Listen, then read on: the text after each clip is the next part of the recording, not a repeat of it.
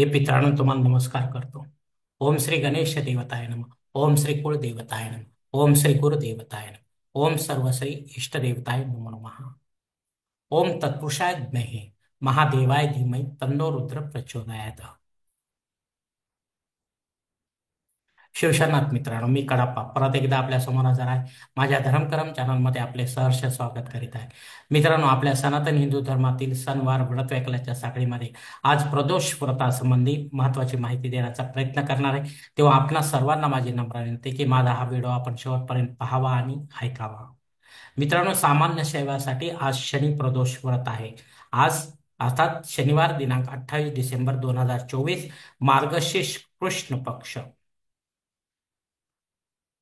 शके 1946 कृधी नाम संवत्सर, उत्तरायण शिशिर ऋतू.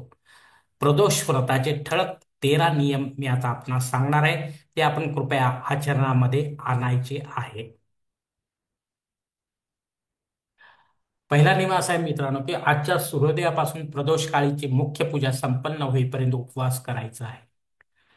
या उपवास काळामध्ये फळे व दूध व दुधाचे पदार्थ आपण ग्रहण करावे. तिखटा मिठाचे पदार्थ अजिबात सेवन करू नका. आपले शिक्षण, नोकरी, व्यवसाय सांभाळून पंचाक्षरी, षडाक्षरी वा शिव गायत्री शिवमंत्र जप आपल्याला माळेविना दिवसभर पुटपुटत राहायचा आहे मित्रांनो. तो तुमचा गुरु मंत्र असेल तरच आपल्याला मानसिक पद्धतीने करायचा, अन्यथा आपल्याला तो उघडपणे जाहीरपणे मंत्र जप करायचा आहे. मित्रांनो, काम, क्रोध व दुपारी झोपणे तसेच केस व नखे कापणे इत्यादी आपल्याला टाळायचे आहे. मित्रांनो, सायंकाळी शुचिर्भूत होऊन शिवलिंग पूजा मंदिरात पंडिताच्या माध्यमातून वा स्वतः विधिवत रुद्राभिषेक युक्त आपल्या मातृभाषेत करा मित्रांनो. मित्रांनो, किंवा आपल्या देवघरात जर शास्त्रमान्य प्राण प्रतिष्ठित शिवलिंग असेल, तसेच शास्त्रमान्य वास्तू व देवघर व देवता असतील तर रुद्राभिषेक युक्त पूजा घरच्या जागृत शिवलिंगावरच करावे. आपल्याला मंदिरात जाण्याची गरज नाही. ब्राह्मण देवतांना विधिवत दानधर्म अवश्य करा. उदाहरणार्थ अन्न, वस्त्र, जानवेजोड, भस्मवडी, रुद्राक्ष व दक्षिणा इत्यादी. मित्रांनो, गोर गरिबांना देखील अन्न, वस्त्र व गरजेच्या वस्तू दान करा.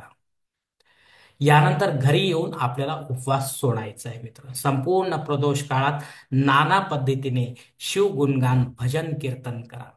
शिवपाठ करा, शिवस्तुती व शिवमहिमा स्तोत्र पठन करा मित्रांनो. मित्रांनो, यानंतर थोडी शिव ध्यान धारणा देखील आपण करावी. मित्रांनो, सामान्य शिव आणि वीरशैव. आता वीरशैव म्हटल्यानंतर त्याच्याकडे गुरुने दिलेले शिवलिंग असते आणि गुरुच्या सांगण्याप्रमाणे त्या शिवलिंगाची तो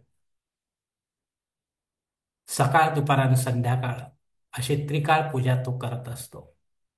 निदान एक वेळ तरी सकाळची करत असतो मित्र. तेव्हा त्याला या व्रताची तशी आवश्यकता राहणार नाही, म्हणून मी सामान्य शैव असं म्हटलेलं आहे मित्रांनो. मित्रांनो, अशा प्रकारे निष्काम पद्धतीने प्रदोष व्रताचे आचरण विधिवत संपन्न करा आणि महादेवाचा आशीर्वाद प्राप्त करा मित्रांनो. धन्यवाद मित्रांनो. आजचा हा प्रदोष संबंधीचा व्हिडिओ मी याच ठिकाणी संपत आहे. आपण जर माझ्या मतात सहमत असाल तर कृपया माझे धर्मकरम चॅनल सबस्क्राईब करा, लाईक करा, आपले कुटुंब व मित्र परिवार असं शेअर करा. तसेच कॉमेंट्स बॉक्समध्ये आपले मत अवश्य नोंदवा आणि माझा पुढील व्हिडिओ आपल्यापर्यंत पोहोचण्यासाठी बेल बटन अवश्य दाबा. धन्यवाद मित्रांनो. पुढील भेटीपर्यंत आपण खुश राहा, आनंदी राहा, प्रसन्न राहा. शिवकल्याणम. हरिओम. शिवशंभो महादेव.